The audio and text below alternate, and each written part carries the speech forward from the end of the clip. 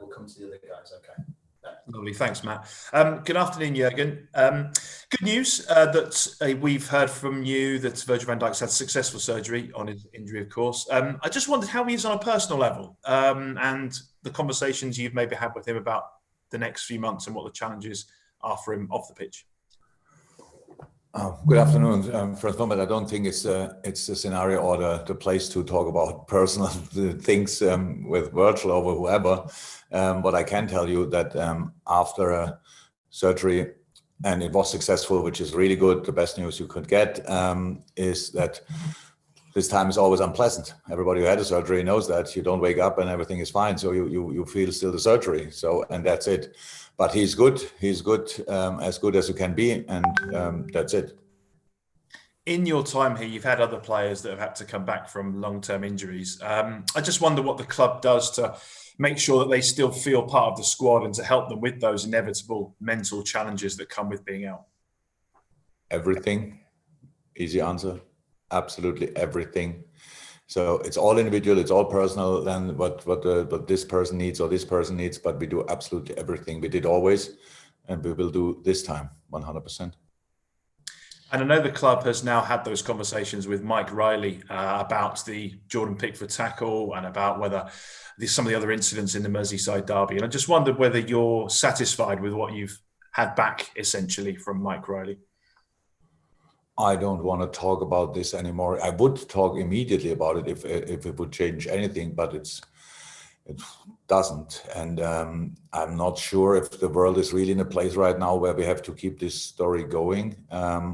Yes, we still feel something about it, but nothing what happened so far or whatever will happen will change that. The only thing what we can do, we are already on the good side. We count from now on backwards the days until he's back completely normal, and nothing else to say about. Thanks for your time. Thank you, Ben. We'll go to Chris Weiss of PLP for 2 questions, Chris. Oh, no, I think you're still on mute, Chris. You need to unmute, if that's okay. Can you hear me now, Jurgen? I can hear you now. Fire away. Hello. Just a quick final one. Hello. Just a quick final one on Virgil. Am I right in saying that because he's had such a almost immaculate fitness up to here, physically he's been fantastic. He's hardly picked up any injuries. Will that count in his favour in terms of his recovery? 100%. Yeah, clear to say. He's a quick healer, and he is a pain coper. So that's all clear. All these things, yes, they help. And in relation to your defensive options, I heard Adam Lallana say this week that there won't be any excuses from you and that you enjoy these tests. Do you find some satisfaction in coming up with solutions? Maybe enjoying is not exactly the right word, but I realized long ago that life is a challenge, and this is a challenge 100%. But yes, in the moment when you it's always how I understood life. Always, if you overcame the first impression of the incident, then it's all about solutions. Like, problems are only there to find a solution for, and so yes, and the solutions, I'm excited about them. That's true, and I see the challenge in the situation. Yes, and I see there's an opportunity. Yes, that's all true, but still, we play Premier League games we play football games every 3 days, and so this will stay a challenge. So I'm fine. We are fine. We deal with the situation, and we will make the best of it. That's the plan. Thank you. You're welcome. Juliet, before we go to you, I've got hands up. I haven't got anyone from Radio Merseyside at the moment or from the Press Association if they can make themselves known, but I'll come to some of the other hands in a bit. Juliet, over to you. Jurgen, how are the players going into this one? Because you were talking about Jordan Henderson in midweek in the Champions League game, and also Fabinho as well. What is the latest on those two in terms of their fitness? John Henderson had not a fitness problem. So you said after the game that he came off at half. You made the substitution because you may be a little concerned or being maybe precautious or something. Responsible is maybe the better word for it. Okay. It's just I at least can count a little bit, so I can count the games he played. I can count all the games the boys played, and we have to try to get through this period. If you would have a look at the schedule, then you see that the October is a month like a usual December. The November is a month like a usual December, and the December is still the December. And so that means we have the intensity of the most hectic schedule, which we have every year in December. We have it now already, and that's why we have to make these kind of decisions. So, and we will make them as long as we can make them. The boys are ready to go, and yes, Fab is not in. That's clear. He got a little injury, if you want, so he will be out for the weekend and probably slightly longer. But that's one thing. But all the others who are fit will be in contention, either on the pitch or on the bench and coming on.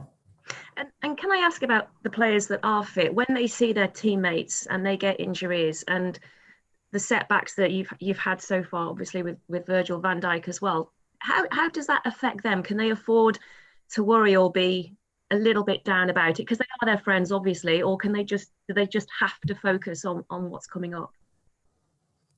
Both. So yes, it's a friend, it's our boy and stuff like this if something has happened, but we are all used to injuries. So it's not, it is the specific case in that one was that it was so unnecessary and all the circumstances around it. So getting an injury in a normal challenge is for footballers completely normal. They take it. It's still a blow for everybody because you think, oh my God, that was now really not needed. That's completely normal. The more you like a person, the more you suffer with the person. That's completely clear. But that's, I don't know how long it's ago, 3 weeks or so. So it's nothing we talk about on a daily basis. We get obviously asked about all these kind of things pretty much on a daily basis, but we don't think about it. Apart from around the questions. And so getting injured is really the worst part of the professional sports life, but it's part of it. The only thing we all wanted to talk about in the first place was the kind of scenario. That was what made it kind of special. That's it. But apart from that, injuries are part of the game, and we are unfortunately used to it, and so we're working just. There are two things. So one is we of course we care about Virg and think about him, and he cares about us and thinks about us. That's one thing, and we will never forget that. And all these kind of things, we'll take care for everything he needs. But on the other side, the focus is now, of course, on the available players, and so with that we are fine. Okay, thank you, Juliet. Then we go to James from Talksport, and then we'll go to Mike Hughes from Merseyside, and then to James Pearce from The Athletic for the next three questions. First to you, James, Talksport. Jurgen, what have you made of Rhys Williams' progression as a footballer over the last few years, and do you feel like he's ready to make his Premier League debut tomorrow? I cannot say too much about his progress in the last few years, to be 100% honest, but I can say a lot about his progress in the last few weeks or months since he's with us. This is pretty exceptional, but he was already a really good kid when he arrived here. The situation was one of the benefits of having Vitor Matos in the coaching stuff, because he made us aware of him and said he is really good, so take him in training, stuff like this. So that's what we did, and he looked good. But we have still Billy the Kid, and we have Nate Phillips as well. So these are the boys. Billy was not available for some reasons in the last 10, 12 days, but he's now back. And that's they train all with us. They are all with us, and now we have to make decisions. Okay, fantastic. We go to Mike Hughes for a couple, and then to James Pearce after that. Mike, you need to turn your video and mic off. We can't see you at the moment. Mike, yeah, there we are. Yeah, fire away, Mike. It will be the 100th Premier League start for Trent Alexander-Arnold tomorrow. I'm sure he's happier with league titles and Champions League winners' medals. But it indicates, when you consider how old he is, what a fabulous achievement for somebody so young who has so many different facets to his game and has still got improvement in him, probably. Yes, great number, great ride so far, I would say. Interesting journey. Super came in with a super basis as a player, as a person, and used it to make big development steps. It's really, I heard about it, and when you see pictures from his pretty much first game, really the boy who came in and the man he is now, even when it's a young man, the difference couldn't be bigger. So of course, when you look at his age, there's a lot of space for improvement, just time-wise already, and he will use that. He will become even a better person, but maybe that's difficult, but more a personality and all these kind of things. So it's really nice to be part of this journey, to be honest, because everybody dreams of something like that, and when you're then part of it, that makes it pretty special. In terms of the tactical adjustment you made at the top of the pitch last week, and the end result, was fantastic. You won the game, you came from behind, but I think you indicated after the game that not everything ran as smoothly as you would have liked. How difficult, given the amount of matches, which means less time on the training field, to make tactical adjustments? Is it more difficult under the present conditions than you would like and than would be under normal circumstances? Yes, it's more difficult, I can imagine. Nearly impossible, but it's possible. So, and that's why we try it, and we'll carry on trying it.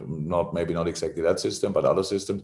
We have to react always. My job is to use the squad in the best possible way, and that's what I try to do, obviously. And for the Sheffield United game, it meant we changed slightly, and so that's obviously possible that we do similar things at the weekend, that we do similar things. It depends massively to who we have available and what would make sense against a specific opponent on the weekend. And so, yeah, but you know it. So normal. We played, what is today? Friday. We played Wednesday night. So yesterday was recovery for the boys who played, and nothing else possible. Means then we have today secondary recovery, which we always make a mix of secondary recovery, so not a massive intensity, but with some tactical things as well. So not on a high intensity, but very important anyway. And tomorrow we play, So it's